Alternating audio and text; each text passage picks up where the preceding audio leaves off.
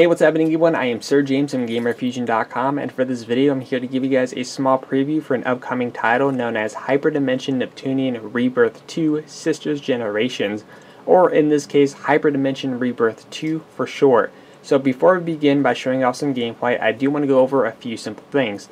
Is that number one, this game will be releasing on January 27th for the PlayStation Vita and on PC through Steam.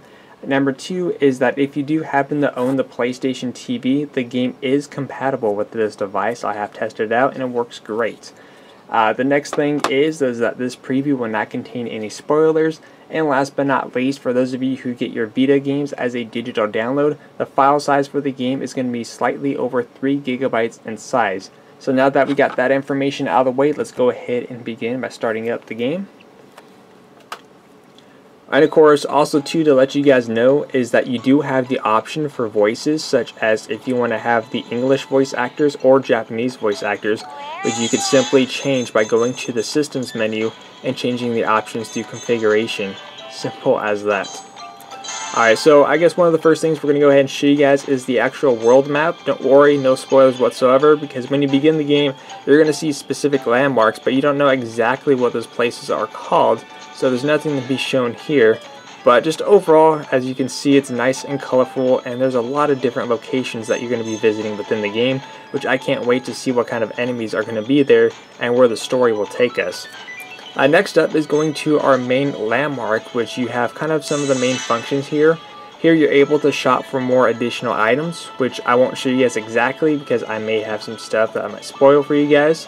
You also have your guild faction. Now the way the guild faction works is that you can go here, you can gather up as many quests as you want and go complete those.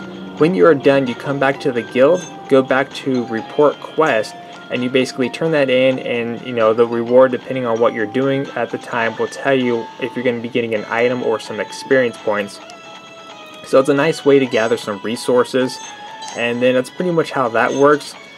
In the informations tab, it's going to share some basic information, so if you're having trouble understanding specifics in the game, that is there to help you out. And of course, in the museum, you're able to go in and check out some info upon some of the enemies that you have faced and listen to the game's soundtrack upon other features.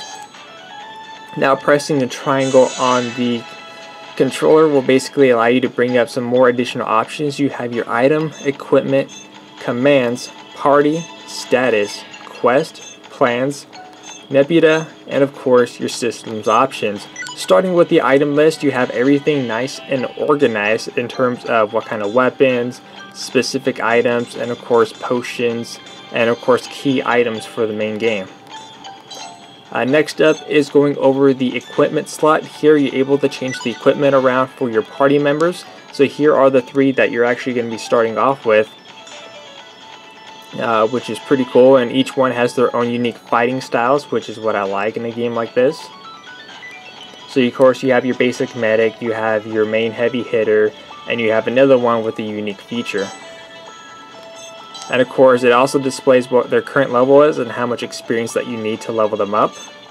Next up, in terms of commands, now the way this works is that you're able to set what kind of combo skill you want, and the way this works out is that you have 3 to choose from. You have break, power, and rush, and each character is able to do 3 or 4 attacks depending on how things are going in terms of the battle phase, and you can switch it around to how you want these to work out. So maybe you want this one to be your first one, maybe you want rush to be your second attack, and maybe you want break to be your third or fourth.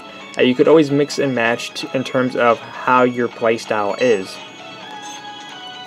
And you also have your SP skill, in which you can go in and have an idea of what kind of abilities that they have learned thus far. Now going over the next one, you have your party. Here you're able to do coupling, in which in this case you can link them with another party member, in which in this case the more they're bonding with each other, they're going to be more helpful in terms of the battle phases, and of course learn new abilities and skills along the way. You also have Lily rank. In this case, when you have your party members equipped, they have a Lily rank, so basically the happier they are, the better they perform together. And also you have your battle formation, so when you begin the battle you can choose how you want your formation. So maybe you want your main character towards the front line, or maybe you want your main character towards the back, depending on how you want to do. So pretty much if you're familiar with RPG style games, obviously you're going to have the people who are able to absorb damage towards the front, while the weaker characters are towards the back. But like I said, you can configure it the way you want, and you have the enemy stats, which obviously you can't go over there because that's the enemy side. Alright, next up you have the status. Here you're able to view the stats of each of your different characters within the party, what level they are, what items they have equipped, and what abilities that they have learned. So like I said, these are the three main characters that you start off with, and as you progress, I am assuming that you get more, but we're going to find out, or at least within my walkthrough. Alright, and of course the quest, if you are doing a quest but you kind of forget exactly what you're working on, you can easily bring up the quest menu while you're in some type of combat phase or on the main menu, and you basically go to quest activity and it'll tell you exactly what you have in this location. As of right now I don't have anything. For many reasons, and of course you can go back and see what kind of quest that you have completed thus far. Alright, and of course plans, these are basically resources that you could easily find and gather as you progress through the game, and by crafting these you'll be able to get more additional items within the item shop to help you into battle. Alright, so now that we got the basics out of the way, let's go ahead and show you guys some combat. I'm pretty sure you guys want to see how the combat system works, which we're going to go ahead and go to the virtual forest. Alright, here we don't have anything major. All I know is that there is an event on the other side, which I won't show you guys because it's probably going to lead to something that I'm not supposed to show. But here we do have some enemies here. We do have variations of enemy types. Now what has happened there, since I struck first, I get to go first. However, let's say the enemy spotted me, but they got to me first. Basically what's going to happen is that then the enemy will go first. So you get to determine if you get to attack first or the enemy.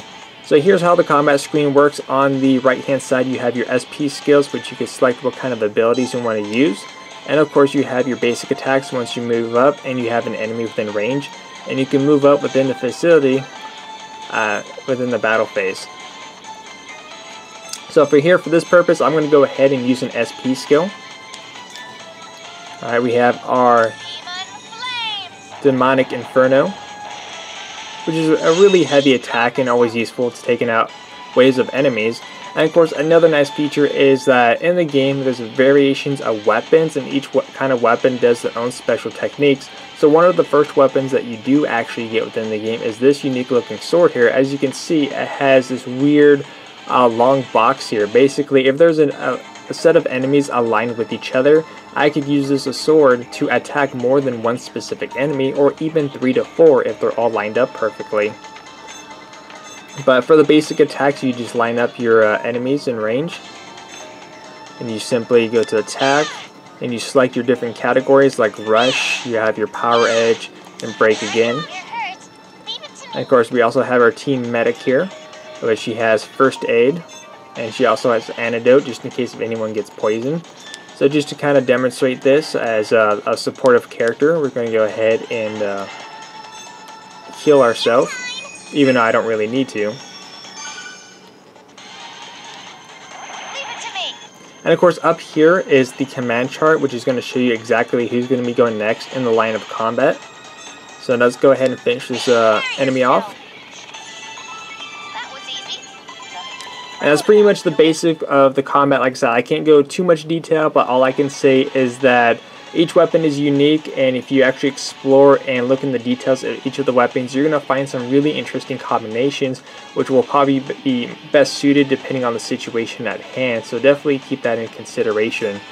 So I hope you guys enjoy this small little preview and the taste of what's to come. If you guys are looking forward to this, definitely check out my walkthrough coming out later within this month, and of course my review. But until then, for all things Hyperdimension Rebirth 2, definitely head on over to Gamerfuzion.com, where we empower your gaming.